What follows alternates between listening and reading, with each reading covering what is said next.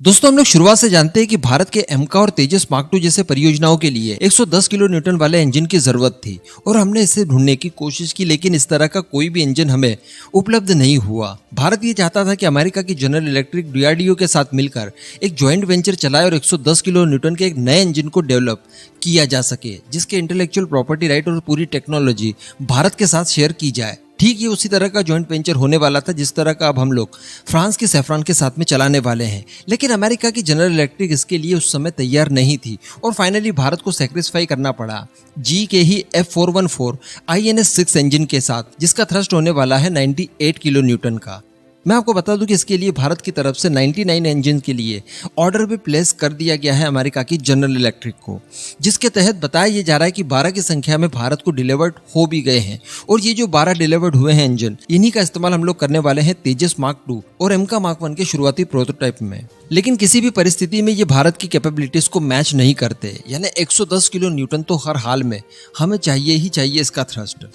अभी बड़ी बात यहाँ पर यह है कि इसी तरह का एक और इंजन अमेरिका की जनरल इलेक्ट्रिक डेवलप कर रही थी। इस इंजन का नाम होने वाला है F414G400, जिसका थ्रस्ट होगा 116 किलो न्यूटन और ये हमारी सारी रिक्वायरमेंट्स को फुलफिल करने वाला है, क्योंकि हम लोग जो सैफरॉन के साथ मिलकर इंजन डेवलप कर रहे हैं उसका थ्रस्ट भी बताया जाता है कि 110 किलो से लेकर 120 किलो न्यूटन के आसपास होने वाला है, जिसे हम लोग बाद में बढ़ाकर 130 किलो न्यूटन तक ले जा सकते हैं। अब चूंकि अमेरिका भारत को टेक्नोलॉजी देने के लिए तो तैयार नहीं है, लेकिन जी द्वारा बनाए गए इस नए इंजन को देने के लिए पूरी तरह से तैयार है और भारत के सामने ऑफर्स भी रखे गए हैं। अगर यहाँ पर भारत चाहे तो जी के पुराने इंजन जो कि 98 किलो न्यूटन का थ्रस्ट हमें देंगे, उन्हें छोड़कर हम लोग ये नए वाला इंजन ले सकते हैं जो कि 116 किलो न्यूटन का थ्रस्ट हमें देंगे और ये हमारे स्वदेशी जितने भी प्रोजेक्ट हैं उन सभी की रिक्वायरमेंट को पूरी तरह से मैच कर पाएंगे।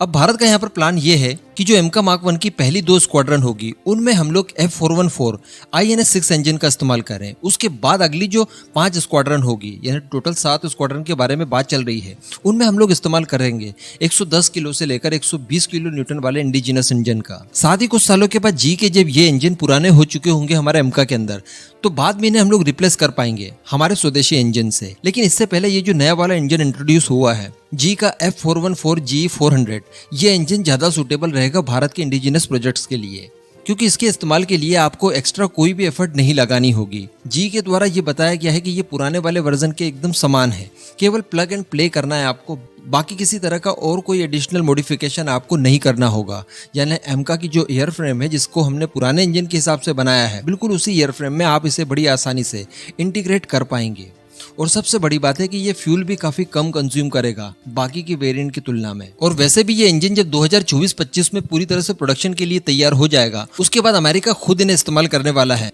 अपने F-18EF सुपर हॉर्नेट में।